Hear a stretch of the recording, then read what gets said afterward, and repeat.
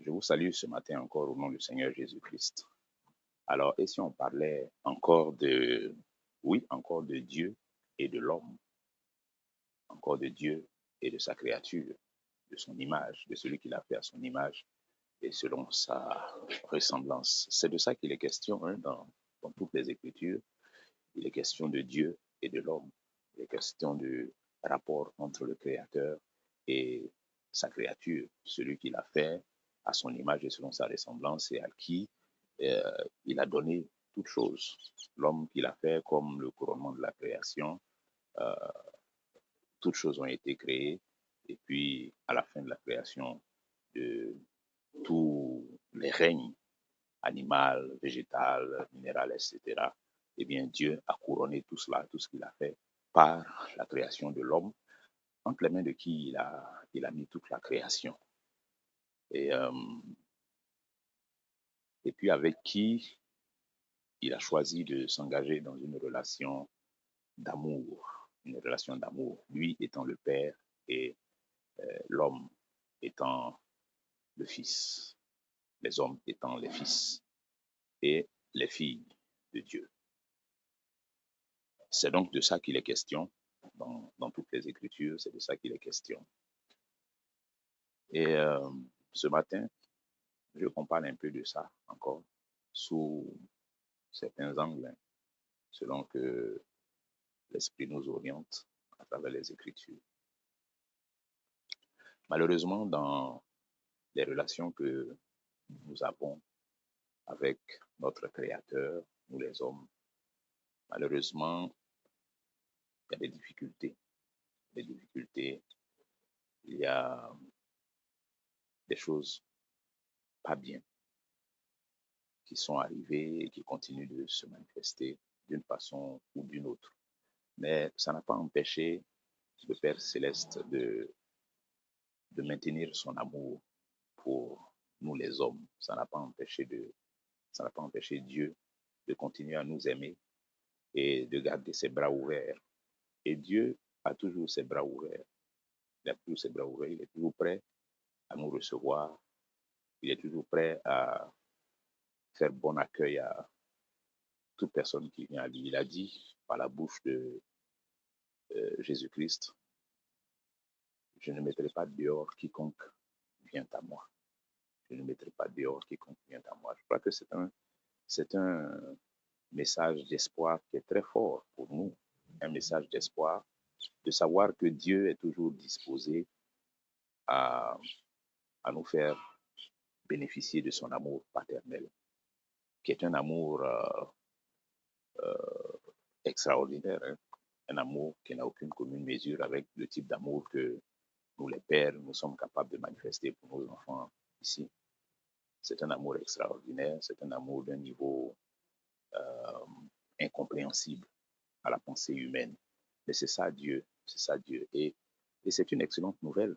C'est une excellente nouvelle pour toi qui n'aurais pas fait l'expérience de cet amour-là. C'est une excellente nouvelle de savoir que Dieu est toujours là. Dieu qui est riche en miséricorde et qui est doté d'une patience incroyable, continue d'attendre que tu viennes, d'attendre que tu lui ouvres ton cœur, d'attendre que tu reçoives finalement son message et que tu acceptes ce message-là et que tu réponds à son appel. Dieu continue d'attendre. C'est ça la miséricorde de Dieu. Sa patience ne doit pas être vue comme une faiblesse. La patience de Dieu n'est pas une faiblesse. Le but de cette patience-là, c'est de donner le temps à tous de se repentir de leur mauvaise voie et puis de venir à lui. Donc, je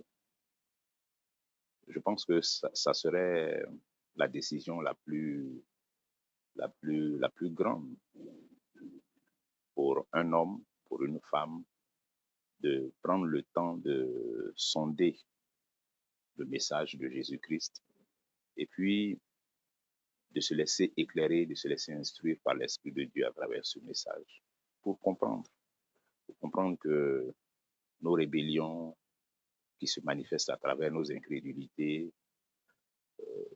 n'ont aucune issue, ça ne nous offre aucune issue. On peut se réfugier dans des théories et des discours sophistiqués, des discours intellectuels. On peut se réfugier dans toutes ces choses-là, mais ça n'offre aucune issue. Aucune issue. Parfois, il y a des déclarations qu'on voit dans les Écritures qui sont assez instructives. Quand, par exemple, laissez-moi partager avec vous ce passage-là, dans l'Épître aux Romains, au chapitre 3, à partir du verset 10. Selon qu'il est écrit, il n'y a point de juste, pas même un seul. Nul n'est intelligent, nul ne cherche Dieu. Tous sont égarés, tous sont pervertis. Il n'en est aucun qui fasse le bien, pas même un seul. Parfois, les hommes peuvent avoir l'impression que en eux-mêmes, ils peuvent trouver les ressources. Quelqu'un peut avoir l'impression en lui-même, il peut trouver les ressources pour, euh, pour devenir bien. Il peut trouver les ressources en lui-même pour devenir bien, malgré tout, malgré le mal qui nous environne, malgré le mal même qui nous est inhérent, qui est présent dans la nature de l'homme, qui est présent dans tout ce que l'homme fait, le mal qui entache et qui souille tout ce que l'homme fait, tout ce à quoi l'homme touche. Certains se donnent la fausse impression, moi j'appelle ça une illusion, qu'ils peuvent trouver en eux-mêmes et par eux-mêmes le moyen de venir à bout de ce mal-là qui nous est inhérent. Mais comme j'ai dit, je pense que c'est une illusion et c'est ce que les Écritures nous disent aussi. Ce n'est pas à l'homme qu'il appartient de décider de ses voies. C'est à l'Éternel. C'est Dieu qui est notre créateur. C'est lui qui est notre propriétaire. C'est lui. Ça veut dire que ce que nous sommes appelés à être, eh bien, c'est un appel qui est fait par celui qui nous a créés, parce qu'on dit nous sommes appelés à être. Donc, quelqu'un nous appelle à être quelque chose. Et c'est celui qui nous a créés, c'est lui qui émet cet appel-là auquel nous devons répondre. Donc, c'est lui qu'il faut écouter. C'est sa parole qu'il faut écouter, c'est son message qu'il faut écouter. Et puis, y répondre. Y répondre. Après l'avoir examiné, même si on veut. Mais il faut y répondre. Quand on a compris la parole du royaume, il faut y répondre. Il faut réagir positivement à cet appel-là. Parce que c'est un appel d'amour. C'est un appel d'amour. Les Écritures nous disent que Dieu a tant aimé le monde qu'il a donné son Fils unique. C'est par amour que Dieu a voulu que Jésus-Christ vienne pour opérer le sacrifice qu'il a opéré. Et puis, par ce sacrifice, que nous puissions avoir la possibilité d'être restaurés dans notre relation avec lui. De Père qu'il est à Fils que nous sommes, de Créateur qu'il est à créature que nous sommes. Donc, c'est ça. Et c'est ça le message de l'Évangile, le message de la bonne nouvelle que nous prêchons. Nous qui sommes chrétiens, nous à qui la révélation de ces choses-là a été faite à un moment donné, parce que nous ne sommes pas nés comme ça. Nous sommes nés dans l'ignorance. Nous avons grandi dans l'ignorance. Nous avons été adolescents dans l'ignorance. Nous avons vécu, nous laissant conduire par les désirs que nous avions, les désirs de nos cœurs. Mais à un moment donné, quand Christ s'est révélé à nous, quand nos cœurs ont été ouverts à ce message-là, eh bien, Dieu nous a saisis. Et puis, bon, désormais, nous marchons dans sa lumière. Nous sommes éclairés par sa parole, qui est une lampe, une véritable lampe, qui éclaire notre chemin et qui nous permet de discerner les choses, de comprendre ce que Dieu veut, de comprendre le dessein de Dieu pour nous. Le dessein de Dieu pour nous, qui est un dessein qui se projette et qui fait écho jusque dans l'éternité, parce que les rapports que Dieu veut avoir avec nous, ce sont des rapports qui sont à la dimension de ce qu'il est lui-même. Et il est éternel, il est infini. C'est dans cette dimension-là que Dieu a conçu les rapports qu'il entend avoir avec nous, ses enfants, avec nous, ses créatures. Et c'est C'est, c'est une offre que Dieu nous fait à nous tous. Elle est ouverte, elle est disponible, accessible à tous, à quiconque ouvre son cœur. Le Seigneur a dit en Matthieu 11, 28, « Venez à moi, vous tous qui êtes fatigués et chargés. Venez à moi, vous tous qui êtes fatigués et chargés, je vous donnerai du repos. » Bien-aimés, la vie ici-bas, la vie dans laquelle nous sommes là, c'est une vie qui est fatigante. Hein? C'est une vie qui est fatigante. On peut se bercer d'illusions autant qu'on voudra, mais c'est une vie qui est éprouvante, qui est fatigante. Ce que Jésus dit là, venez à moi, vous tous qui êtes fatigués et chargés, c'est ça qu'on retrouve quand on dit la vie est dure, la vie est devenue dure, la vie est dure. C'est la dureté de la vie là qui nous fatigue. La dureté de la vie qui nous fatigue. Mais cette dureté de la vie là, elle est le résultat de quelque chose de plus dur encore et que les Écritures appellent le péché. C'est le péché qui rend la vie comme elle est là. C'est le péché qui fait de la vie ce qu'elle est, qui fait de nos sociétés ce qu'elles sont. C'est le péché. C'est le péché. Tout ce que nous voyons, tout ce que nous constatons autour de nous. Vous voyez, quand vous allumez la télévision, tous les programmes que vous regardez vous donnent le reflet de la société dans laquelle nous sommes. Les débats que vous écoutez, le type de raisonnement que vous entendez, la perception que les hommes ont de leur vie, de leur façon d'être, le sens qu'ils donnent à leur vie. C'est ça, c'est tout ça que vous entendez. Et puis, c'est le reflet de la perception qu'on se fait de la société. Mais il n'y a pas de quoi se réjouir. Hein. Il n'y a pas de quoi se réjouir quand on suit simplement l'actualité. Quand on regarde les nouvelles, ce sont les nouvelles graves, les nouvelles dramatiques qui, voilà, qui sont égrenées. Ce sont les nouvelles dramatiques qui sont égrenées. Les guerres ici, les conflits là, les manifestations ici, les catastrophes ici, c'est ça. Et les, les, les hommes se sont créés une façon de vivre avec certaines philosophies qu'ils ont développées, qu'ils ont élaborées, et dont les effets continuent de se manifester dans la façon dont nous vivons, dans la façon dont les sociétés se sont organisées et fonctionnent et tout ça. Mais tout ça porte la marque du péché. Toutes ces choses-là, ça porte la marque du péché. Tout ce que l'homme fait sans Dieu porte la marque du péché. Donc, oui, les politiques peuvent faire des promesses, les politiques peuvent faire rêver même à travers les différentes organisations, les initiatives qui existent au niveau euh, national, sous-régional, continental, au niveau international. Il y a plein d'initiatives qui sont mises en œuvre, pas mal de choses euh, qui ont une apparence de bon, qui ont une apparence de bon, et qui, je pense, peuvent être motivées même de façon sincère, de façon honnête par de bonnes intentions. Mais tout ce que l'homme fait sans Dieu est entaché de péché. C'est entaché de péché parce que l'homme lui-même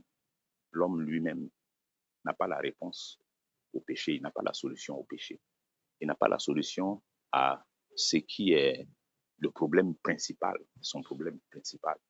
Donc, quelles que soient les bonnes intentions qui peuvent être exprimées ou manifestées par l'homme, si la question du péché qui lui est inhérente n'est pas réglée, eh bien, ces bonnes intentions-là vont s'effondrer comme un château de sable. C'est pour ça qu'il est important de commencer par le commencement. Et le commencement, c'est Dieu. Le commencement, c'est Dieu. Comme les Écritures disent, au commencement, Dieu créa le ciel et la terre. Tout commence par Dieu. Tout commence par lui. Il est l'absolu. Il est le créateur de qui découle toute chose et qui lui-même n'a pas de commencement ni de fin. Il est éternel. Il est atemporel. Il est transcendantal. Il est au-delà de tout ce que nous pouvons penser ou dire. Il est au-delà. Il échappe à toutes ces dimensions-là.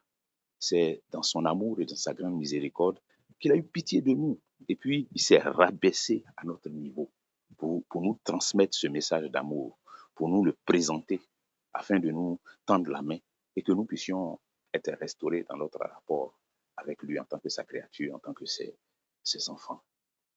Et donc, ce que Dieu a fait, il ne faut pas cracher là-dessus. Si aujourd'hui, vous entendez sa voix, n'endurcissez pas vos cœurs. Ouvrez vos cœurs, prenez le temps de lire les Écritures, de sonder les Écritures, d'examiner par vous-même, demandez à Dieu de vous éclairer. Et puis, bon, vous allez vous faire votre propre idée de ce message, de ce que je suis en train de dire.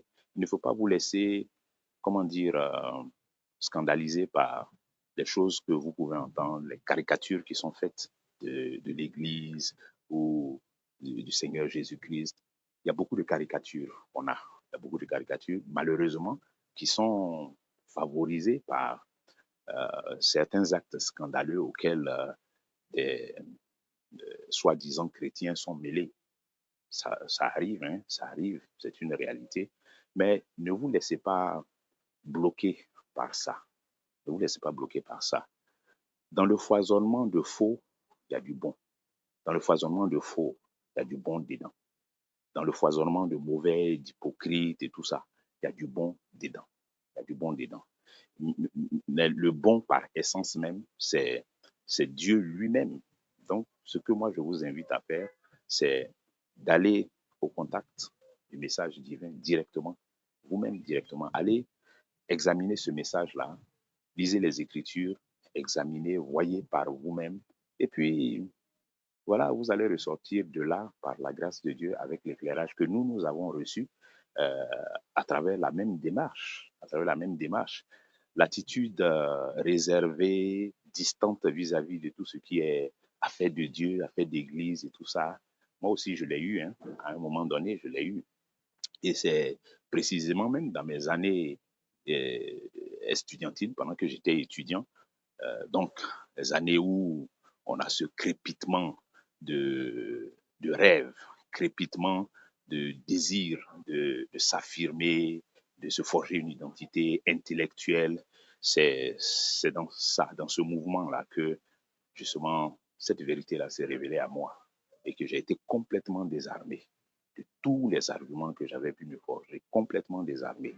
C'est une affaire qui dépasse le rationnel. Hein. C'est une affaire qui dépasse le rationnel, je peux dire, qui commence dans le rationnel, mais qui transcende le rationnel. Mais il y a du rationnel dedans. Donc, allez-y, lisez, sondez par vous-même, prenez le temps d'éprouver ça. Prenez le temps d'éprouver ça, de demander à Dieu de vous éclairer. Dieu répond, moi j'ai fait ça. Dieu m'a éclairé, Dieu m'a fait connaître la vérité dans les Écritures. Et il peut le faire pour vous également. Il peut le faire pour vous. Que Dieu vous aide, qu'il vous éclaire et qu'il vous bénisse.